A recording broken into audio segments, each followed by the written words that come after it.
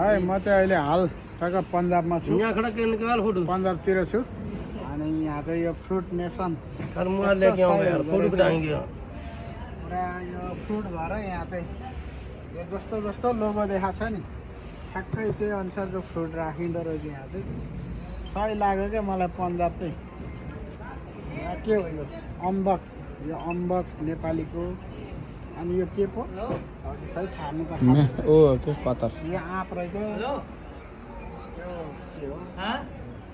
यो म्याङ्गो जस्तो छ फेरि खरबुजा